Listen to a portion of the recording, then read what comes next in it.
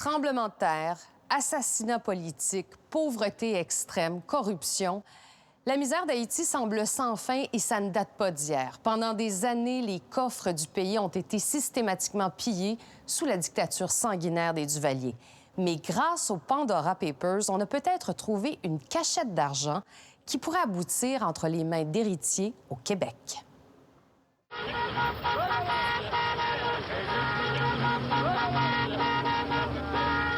Février 1986.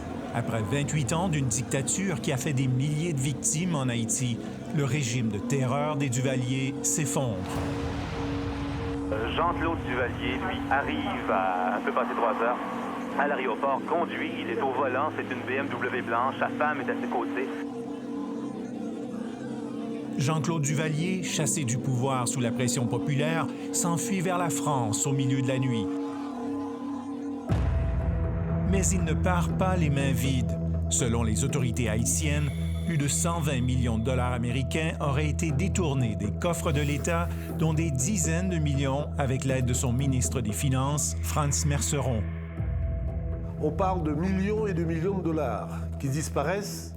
C'est Merceron lui-même qui donnait les ordres de virement. C'est au prix du sang que cet argent-là a été obtenu. Ces avoirs devraient être saisis et restitués au peuple haïtien. Où ont abouti les fonds qui auraient été pillés sous Duvalier et pourquoi les institutions financières qui les ont recueillis ont tardé à sonner l'alarme? Grâce aux Pandora Papers, cette fuite de documents confidentiels provenant de paradis fiscaux obtenus par le Consortium international des journalistes d'enquête, nous avons découvert de nouvelles pistes, des pistes qui nous mènent jusqu'au Québec. Les autorités canadiennes devraient faire une enquête sur cette question.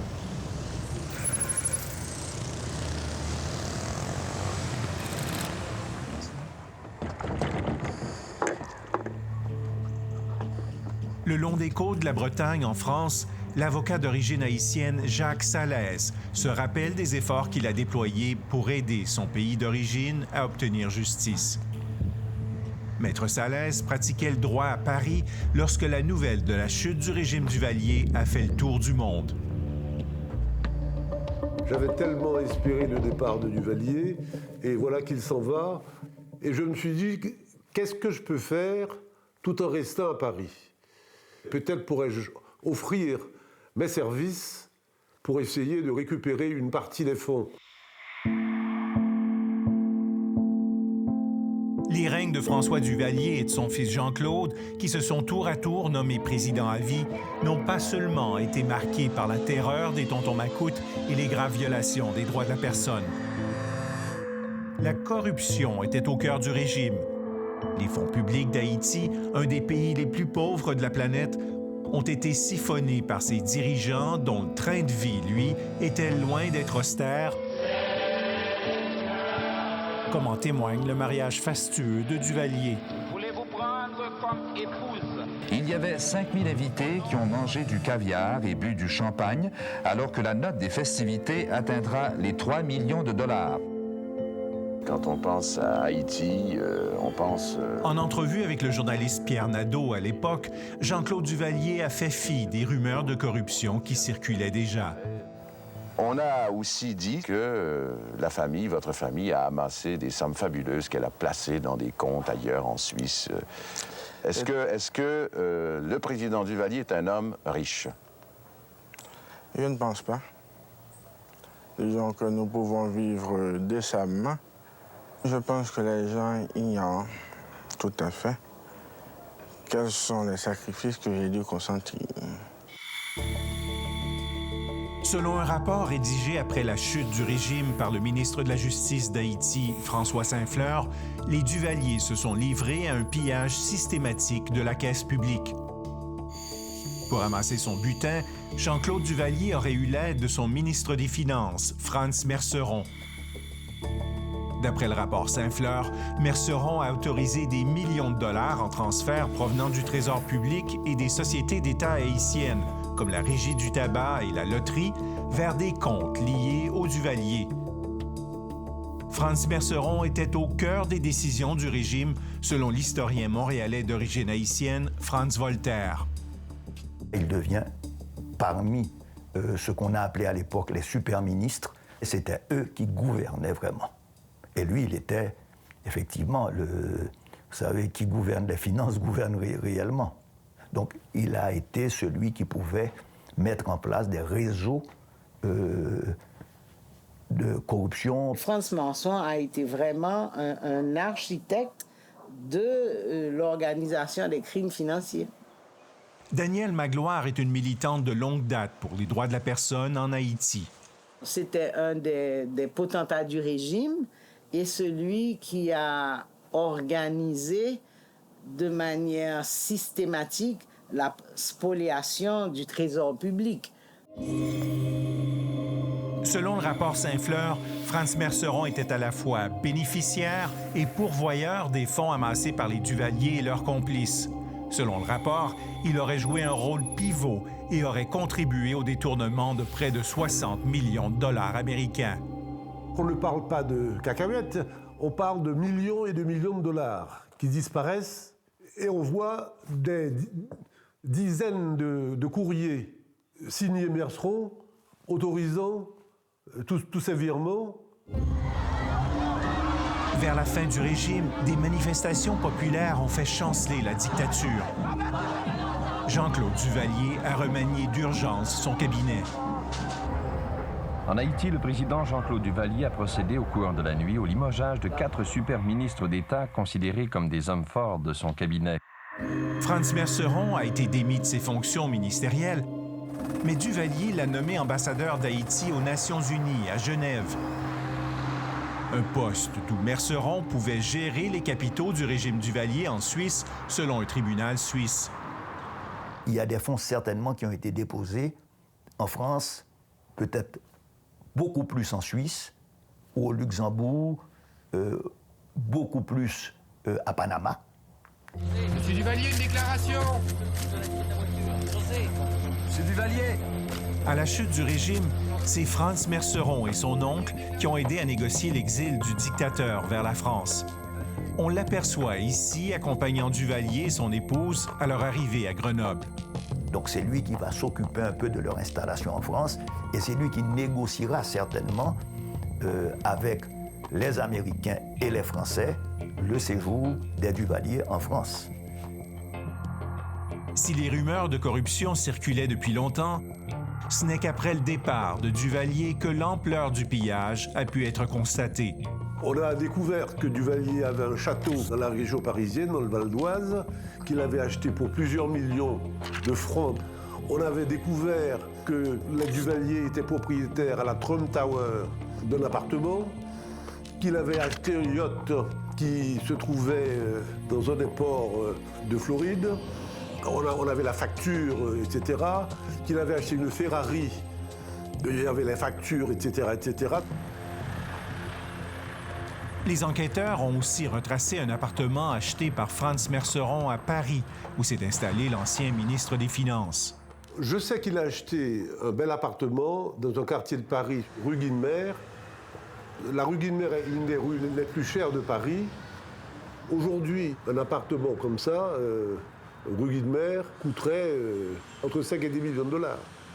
La rue Guinemer, je vous dis, est une superbe rue qui donne sur le jardin du Luxembourg, le Sénat, le quartier latin de l'autre côté.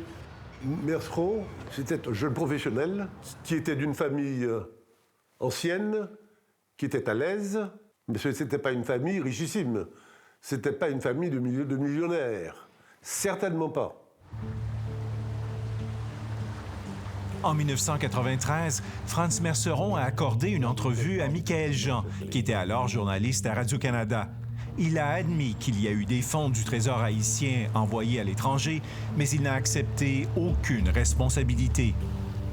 Alors, lorsqu'on est en face d'un système pareil, est-ce qu'une fraction, finalement, de cette somme, de ces sommes, n'était pas sortie, n'était pas transférée à l'étranger, n'était pas évacuée hors d'Haïti?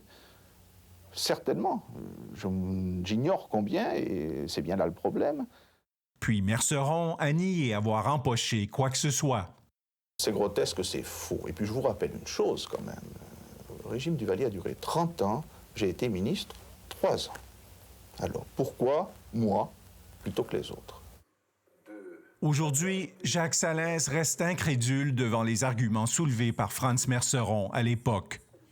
Donc c'est pas un pour les imbéciles que de croire qu'on va gober ça. Ou bien donc, pour moi, c'est le plus nul de la Terre. Et c'est par sottise, par crétinisme et par une imbécilité foudroyante qu'il aurait pris des centaines de millions de gourdes ou de dollars dans différentes caisses publiques pour les donner à droite et à gauche sans avoir un reçu, rien. Écoutez, moi je suis convaincu de deux choses. Un, qu'il a dû en bénéficier, et deuxièmement, qu'il a été l'un des plus incompétents qui soit.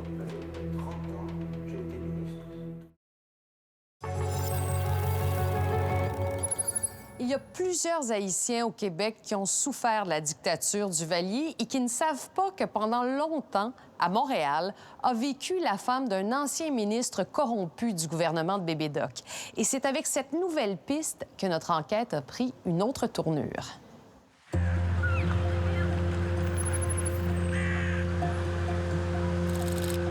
Depuis Paris, l'avocat Jacques Salès et son équipe ont tenté de retrouver les fonds publics qui auraient été pillés par le dictateur Jean-Claude Duvalier et ses présumés complices, comme son ministre des Finances, Franz Merceron. Merceron et quelques autres ont été énumérés dans la liste de ceux qui devaient être poursuivis. La Suisse a accepté d'aider Haïti et a ordonné aux institutions bancaires de bloquer tous les avoirs liés à Duvalier et à ses complices. Mais à l'époque, les pistes initiales aboutissent à une impasse. On avait trouvé très peu d'argent dans les comptes en banque, très peu. Tant à Paris qu'en Suisse. Le grand problème, c'est de retracer ces fonds, parce qu'il y a une architecture financière mise en place qui rend difficile, des fois, de retracer tous ces fonds. Et surtout, il fallait que l'État haïtien ait la volonté politique de suivre ces fonds. En 185e de l'indépendance. 2 ans après la chute de Duvalier, un coup d'État a porté au pouvoir un proche du dictateur, le général Prosper Avril. Le désir des autorités haïtiennes de saisir les biens de Duvalier et de ses complices s'est rapidement estompé. Je leur ai dit, il faut vite y aller. Ils ont décidé de le laisser tomber. Que le jeu n'en valait pas la chandelle. J'aurais aimé que ma contribution se traduise par autre chose que cet échec. Écœuré. Voilà. J'étais écœuré.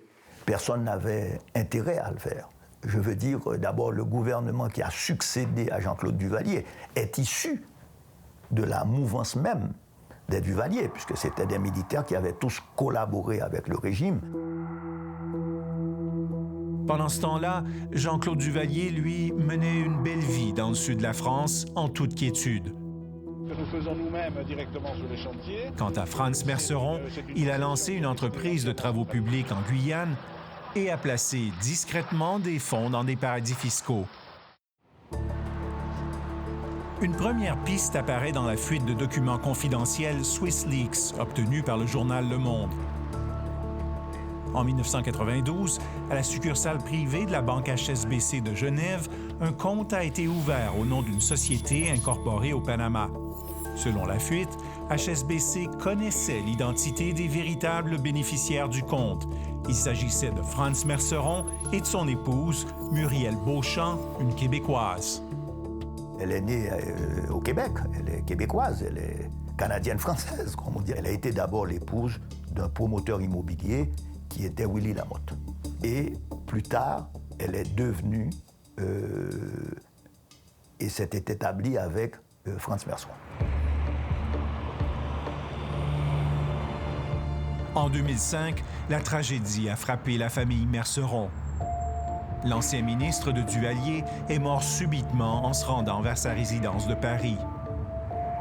Il conduit sa voiture et il a une crise cardiaque massive à un feu rouge.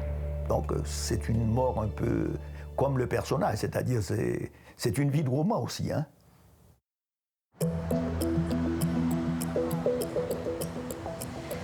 C'est à Montréal, dans l'arrondissement d'Outremont, que la veuve et héritière de Franz Merceron s'est installée après la mort de son époux. Originaire de Montréal, Muriel Beauchamp-Merceron a acheté un condo sur la rue Bernard. Personne ne l'a jamais vue, je n'ai jamais entendu parler d'elle ici. Selon Franz Voltaire, la communauté haïtienne de Montréal n'avait aucune idée que la conjointe d'un des présumés complices de Duvalier vivait au Québec. Je pense qu'elle n'était pas du tout connue. Je pense aussi même en Haïti, on la connaissait dans un petit cercle de bourgeois ou de l'élite politique de l'époque. Donc c'est quelqu'un qui a agi surtout avec beaucoup de discrétion. Ces transactions bancaires aussi s'effectuaient dans la plus grande discrétion. Un an après le décès de son mari, Muriel Merceron a fermé son compte à la banque privée HSBC en Suisse. Un compte qui contenait 1 250 000 $ américains selon la fuite SwissLeaks. On ignore où les fonds ont été transférés. L'avocate suisse Sandrine Giroux est experte en fraude et en recouvrement d'actifs.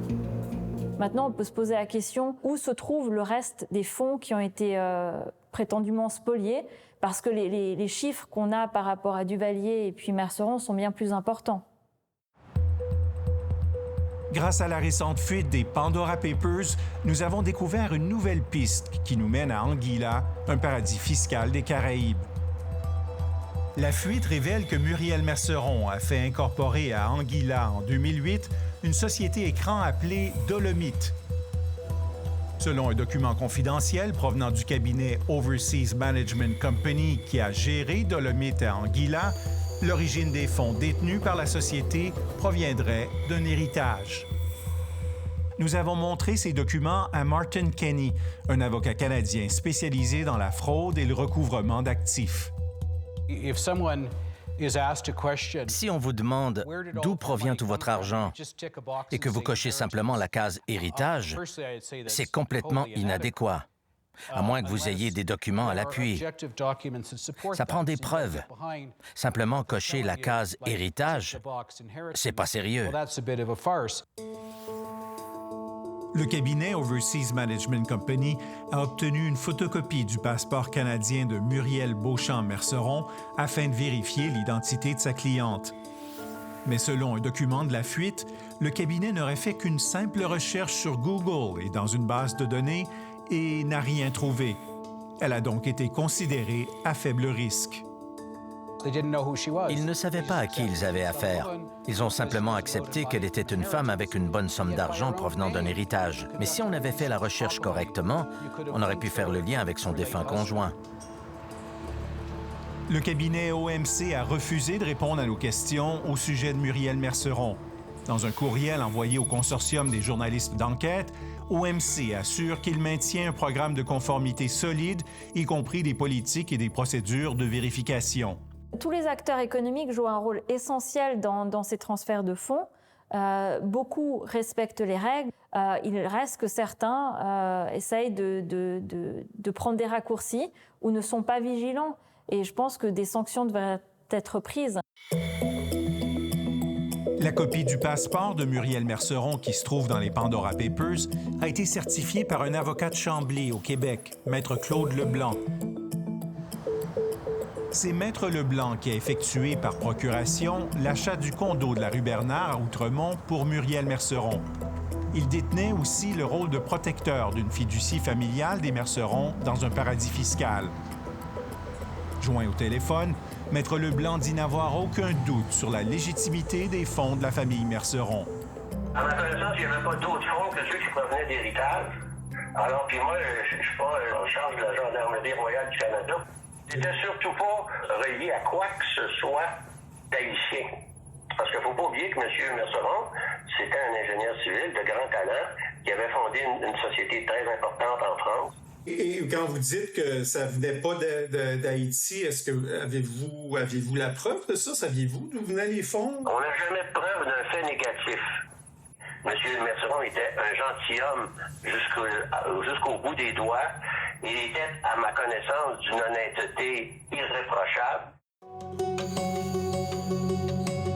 Selon les Pandora Papers, les fonds détenus par Dolomite à Anguilla ont été versés de l'autre côté de l'Atlantique, à Guernsey, un paradis fiscal situé entre la Grande-Bretagne et la France, dans un compte de la banque Barclays. Les sommes, dont le montant n'est pas divulgué, ont été placées dans un portefeuille géré par Brewin Dolphin, une des plus grandes sociétés de gestion de fortune basées à Londres. Brewin Dolphin et Barclays n'ont pas répondu à nos questions. La procédure de vérification de son identité, de qui elle était vraiment, a complètement fait défaut. Elle était la veuve d'un ancien ministre des Finances d'Haïti qui a fait scandale de son vivant et a été accusé d'aider Bébé Doc Duvalier à piller des millions de dollars du trésor de la République d'Haïti. Cela en soi est choquant et on aurait dû tout arrêter, appeler la police, fermer le compte, bloquer l'argent.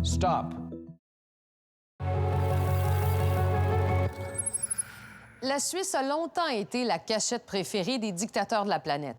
C'est d'ailleurs là qu'ont abouti des millions de dollars liés à Jean-Claude Duvalier et à son ministre des Finances, Franz Merceron. La succession de la famille Merceron, qui vit ici au Québec, se bat présentement devant les tribunaux pour mettre la main sur cette fortune.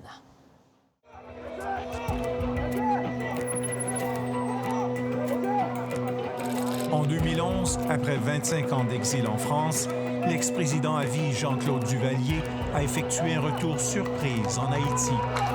Il a été accueilli en héros par un groupe de partisans.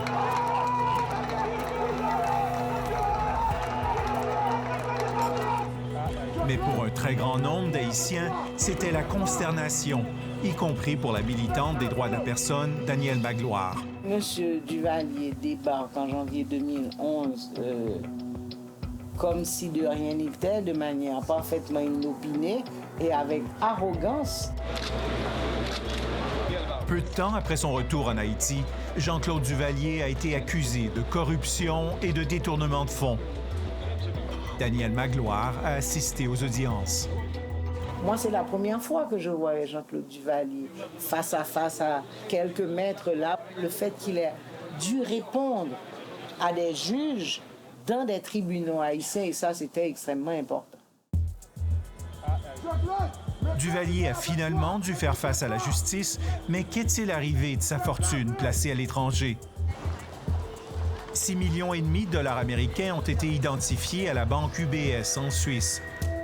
Les efforts initiaux pour bloquer ces fonds ont échoué devant les tribunaux en raison du temps qui s'est écoulé. Mais le Parlement suisse a décidé d'agir. Ce n'est un secret pour personne. Depuis des décennies, la Suisse sert de refuge à des milliards de francs détournés par des dictateurs. L'Assemblée législative fédérale suisse a adopté une nouvelle loi, surnommée la loi Duvalier, pour des États considérés défaillants comme Haïti. Le projet de loi sur la restitution des avoirs d'origine illicite est une nécessité.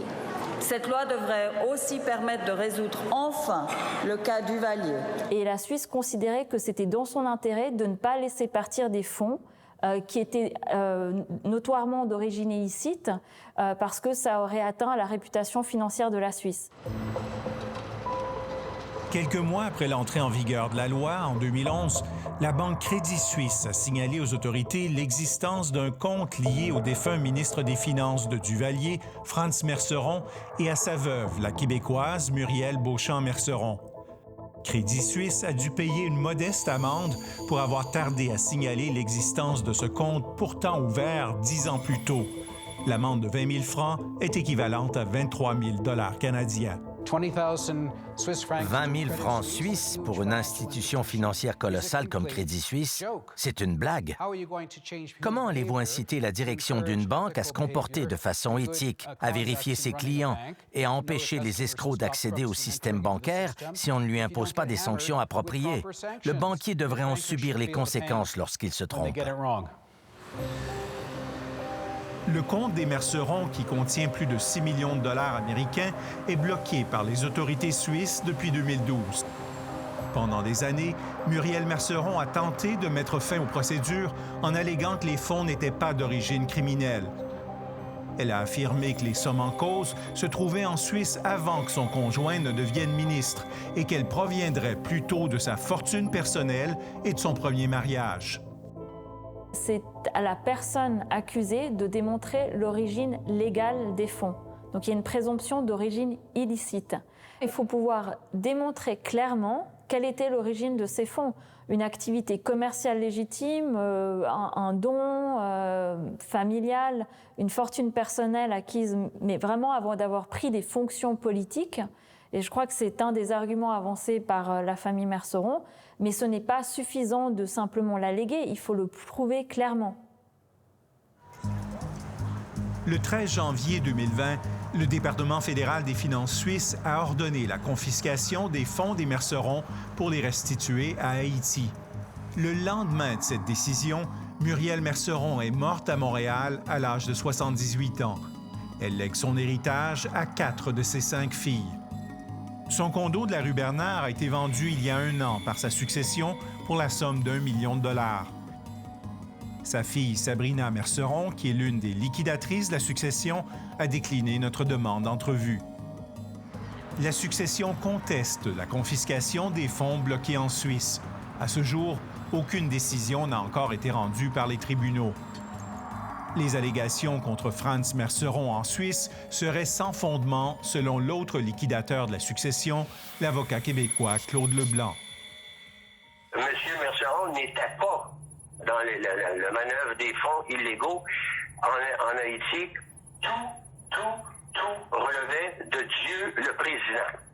Et le président donnait des ordres au ministère, en fait un chèque à ci, faites un chèque à ça. Et il était un exécutant, il n'était pas un décideur. Les autorités canadiennes devraient faire enquête, selon l'avocat Martin Kenny. Quelle est l'origine de la richesse de la succession? Il m'apparaît que ce dossier comporte un risque élevé qui justifierait une enquête sur le blanchiment d'argent en bonne et due forme, en raison des circonstances suspectes entourant à la fois la veuve et le ministre des Finances d'Haïti dans les années 1980. Jean-Claude Duvalier est mort en 2014, avant la fin des procédures judiciaires à son encontre. Même si les principaux acteurs de la dictature sont maintenant décédés, il est important de poursuivre les efforts de restitution, selon Daniel Magloire. Qu'il s'agisse de la famille Merceron ou de toute famille de dignitaires de la dictature des Duvalier, rendre justice, c'est que ne pas accepter que ces crimes financiers, que leurs descendants puissent en jouir en toute impunité, parce que cet argent-là a été obtenu, c'est au prix du sang que cet argent-là a été obtenu. L'adage veut que le crime ne paye pas, et je pense que c'est important de veiller à ce qu'il soit appliqué. C'est important pour la justice de toutes les victimes de ce pays. Plus que jamais, Haïti est dans le besoin. La restitution de quelques millions de dollars ne réglera pas ces problèmes endémiques de pauvreté et de corruption, mais pourrait envoyer un message important à ses dirigeants.